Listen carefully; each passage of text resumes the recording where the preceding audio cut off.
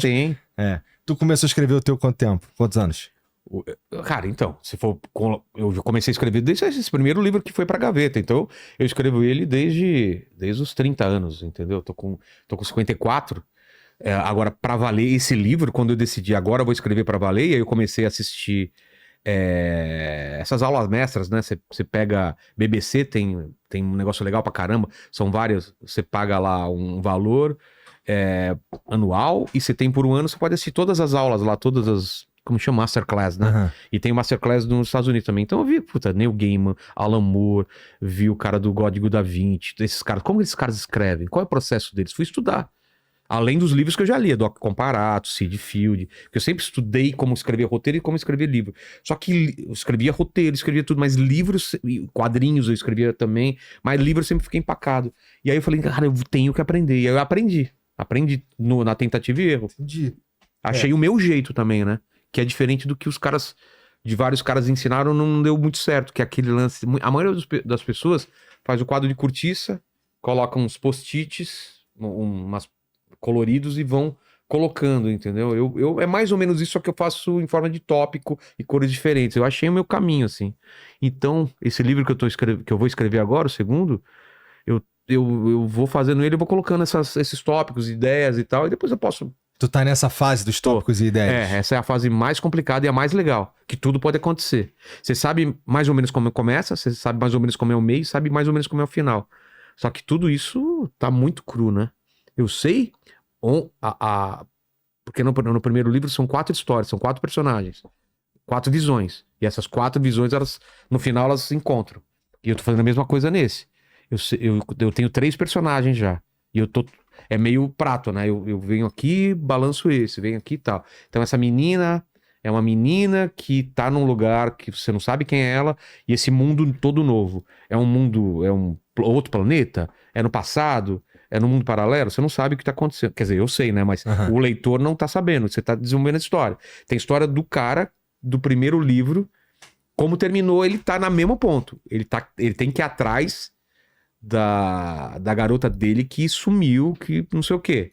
E tem outro personagem que é não sei o quê. Então você vai tentando, caminhando, porque eu sei que eles vão ter que se reunir em algum ponto. Mas como fazer isso é muito complicado. Eu tenho que colocar várias coisas acontecendo. Aí eu tô conversando aqui com você hoje, pô, o Igor falou um negócio, cara. E se tal personagem passasse por isso que ele falou? Ele tá tentando. Ele começa a escrever um diário, e aí ele escreve, e depois de 2 meses ele percebe que a pessoa que escreveu o diário não era ele. Ele nem lembra das coisas que escreveu, de estar naqueles lugares. Ó, tô tendo uma ideia agora com você. Ele tá lendo assim, que ele teve em lugares onde ele não lembra estar, conversou com pessoas que ele não, e ele não reconhece aquele pensamento, mas tá assinado como ele. E aí ele dá mais uma entrada no diário, e depois ele lê, e no próximo entrada já não é ele. Então, assim, alguma coisa tá acontecendo com a memória dele, ou com alguma coisa no universo acontecendo. Então, assim, a partir disso eu posso criar uma. Aliás, eu gostei disso. Aí é foda. Entendeu?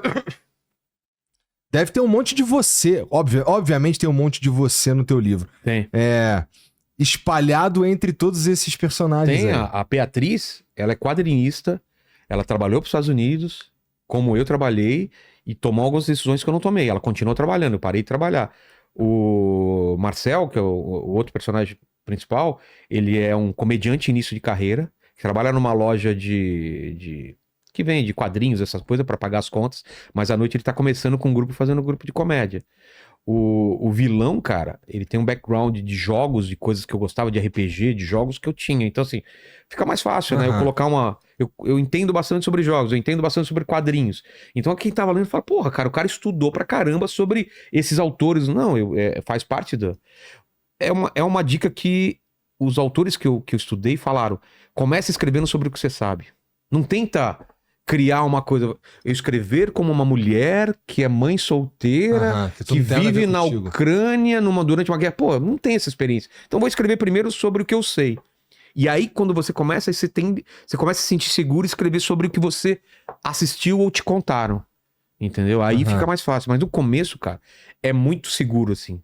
Muito o que tá lá é histórias que eu vi, o que eu estudei, o que eu vivi. Sabe? O próprio pai do Marcel tem muito a ver com a história do meu pai, assim. Entendeu? Porque ele Entendi. foi jogador de futebol, ele desapareceu durante alguns meses, volta depois, só que no caso dele, o pai morreu, desapareceu e volta no livro. E ele achava que o pai dele tá morto e de repente o pai dele tá vivo e tá trocando ideia com ele, explicando o que aconteceu e ele acha que o pai dele era uma coisa e o pai dele é um ser muito mais complicado e poderoso do que ele acha e vai indo essa coisa. Porque eu pensei quando era moleque, quando meu pai saiu de casa, o que poderia estar acontecendo. Hoje eu sei o que aconteceu, entendeu? Aham. Mas na época eu não sabia. Por que que? Hoje eu lembro, pô, eu lembro de São Bernardo, meu pai me pegar de ônibus, trazer aqui pra São Paulo, vir num cinema no centro, puta coisa legal, assistir um filme dos Trapalhões e voltar. Eu falei, meu pai tá trabalhando em São Paulo aqui, por que que ele tá longe? Ele tá viajando porque ele tá trabalhando. Depois eu fiquei sabendo que ele separou da minha mãe um tempo e depois voltaram. Mas naquela época não se conversava, filho, vamos conversar. Aham. Não sei, a coisa aconteceu. Ele tava em casa, depois de um tempo não tava, depois tava de novo e tá tudo bem. E eu construí uma história nesse. Ah, meu pai trabalhava viajando, fazendo uns trabalhos, não sei o quê. E eu completei esse negócio com as coisas na minha cabeça. Porque eu era muito novo, né? Entendi. É. E, pô, viver. Vai, você escreve livro E parei um pouco de desenhar, né? Parou? Parei. É porque desenhar demanda mais tempo e você precisa ter as ferramentas, né? Escrever, você tá com um computadorzinho, você escreve em qualquer lugar. Lá na montanha, por exemplo, eu tô montando um estúdio lá, ateliê, embaixo da casa, com cavalete, mesa e tal. Porque aí eu posso estar lá e posso, eu quero desenhar, desenho lá. Mas eu preciso de pelo menos um papel e uma caneta legal pra. Aham. Entendeu? Então, mas aí as coisas que tu escreve meio que vão se tomando forma com as coisas que tu vive, com as pessoas que tu conversa, com as tuas experiências e tudo mais, com as coisas que você assiste no teu tempo de lazer, Muito. com a tua vivência com teu filho e qualquer coisa que tu faz. Porra, isso não te coloca no lugar que tu tá sempre trabalhando também? Então, esse é o perigo, esse é o problema. É muito perigoso isso, cara. Porque as viagens que eu marco hoje em dia são viagens de trabalho que eu aproveito pra passear. Pois é, né? Entendeu? Porque eu fui pra Israel lá, sei lá, em fevereiro. Ah. Falei, puta, eu não posso ficar, sei lá, 10 dias, eu fiquei 11 dias. Eu tenho que fazer conteúdo lá. Então eu acabo meio trabalhando também lá. Eu a gente foi pra Polônia. Trabalhei lá também um pouco. Mas eu tô começando a descolar um pouco disso. Tipo, final de semana, com exceção desse, eu já não trabalho mais. E antes eu sempre trabalhava. Só que é o que você falou. Se eu for escrever o livro, eu vou estar trabalhando. Todas as. Mas, bom, talvez. Mas é uma coisa prazerosa. Né? Tem uma outra pegada, uma pegada menos.